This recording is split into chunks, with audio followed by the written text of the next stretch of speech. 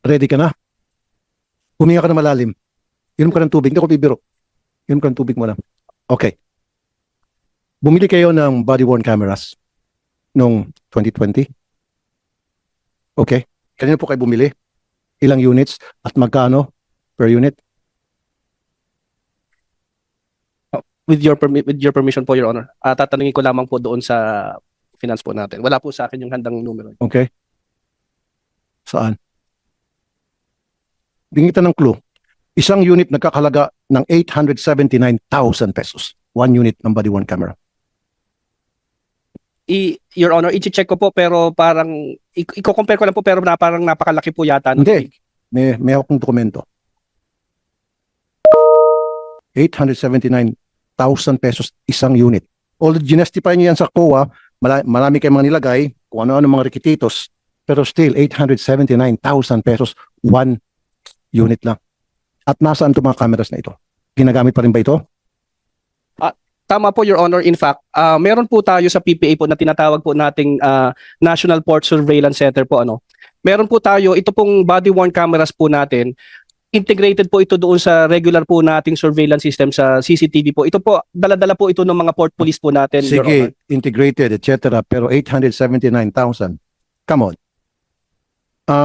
Ang inyong binilihan ay Boston Home Incorporated na ang capital lamang nito ayon sa SEC ay 10 million. And yet, nabigyan nyo ng kontrata na almost a billion. At pinuntahan namin tong kumpanyang to, apartment. Wala kang ginagawang due diligence. And, sumagot. Dati na itong na-flag down ng COA dahil nagbenta ng mga defective na mga kagamitan sa EMB, Environmental Management Bureau. Kung nag-check lang sana kayo, pinuntahan nyo sana itong opisina nito, nakita nyo apartment lang pala ito, ba't kami bibili rito ng daan-daan million worth of cameras?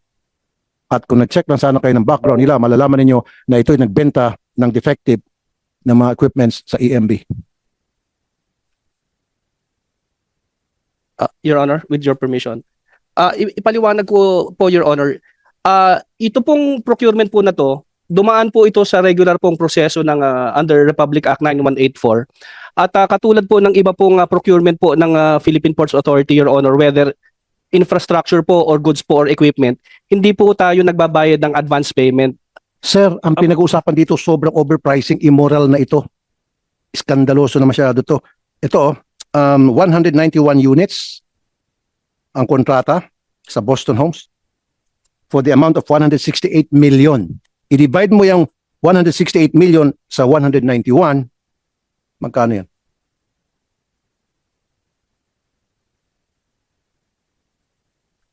Your Honor, yun po kasing, yung pong kung 168 million po yan, at i-verify ko po, over 190, yung pong 191 units po, Your Honor, yun po yung actual na camera. Pero hindi lamang po kasi po, Your Honor, yung camera, meron po kasi itong sistema, meron po itong servers na kasama. Hindi lamang po yung ordinaryong camera po na ano. So, ang binabayaran po natin po dito, Your Honor, kasama po yung camera, yun pong, ito po kasi over internet. Sa PNP is 135,000. Medyo nahiya pa nga yung PNP noon. Pumunta sa akin si General Torre, question ko. Ang dami ng explanation, just like what you're explaining now, 135. Pero sa inyo, 879. Grabe naman. Saan yung lubos-lubos nyo na lang? Ginawa nyo lang sigurong 1 million. Pero, at second thought, meron. Now, nung August, kasi yan October 20, 2022. Nung August 19, 2021, bumili ulit kayo ng 164 units dito pa rin sa Boston Homes na ang kapital lamang nito ay 10 million. In the amount of 168,680,000. Yan na yan. 1 million pumapatak bawat isang unit. 10 million lamang paid up capital nitong kumpanya at binigyan nyo ng ganitong kalaking kontrata at napaka-iskandalosong amount to. Your Honor, sa proseso po kasi ng procurement po ng PPA, katulad po ng ibang ahensya, bago po kami mag-budget, gumagawa po yan ng canvas po. Nagtatanong po yan Okay, gumagawa kayo ng canvas. Pero dapat nag-inspect kayo ng mga kumpanyang ibigin nyo ng kontrata. Tama? Due diligence. In short, did you do that?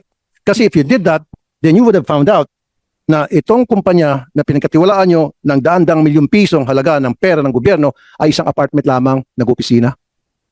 Yeah. At ang paid up capital lamang ay 10 million. Your Honor, sa proseso po kasi ng procurement, ano po ito una ipaliwanag ko po ito po bago po tayo nagbayad dito na deliver na muna po lahat ng equipment. Hindi po tayo at umaandar po, hindi po tayo nagbibigay po ng advance payment. So sigurado po ang pamahalaan na bago po tayo nagbayad, nasa atin na po yung equipment at umaandar na po. Ngayon po, yung pong kung yun Sir, I'm not talking about kung umaandar na o hindi bago na bayaran ay na-deliver na, etc. Yung bang una, hindi kayo gumawa ng pag-check sa background ng company na binigyan nyo ng pagkalaki-laking kontrata. Number 1 yun. Kasi kung nag-check kayo, malalaman nyo na hindi ka dapat bigyan ng kontrata to. Kami nag-check kami, pinuntahan namin, apartment, ang address niya, ng kumpanya. Your Honor, thank you po.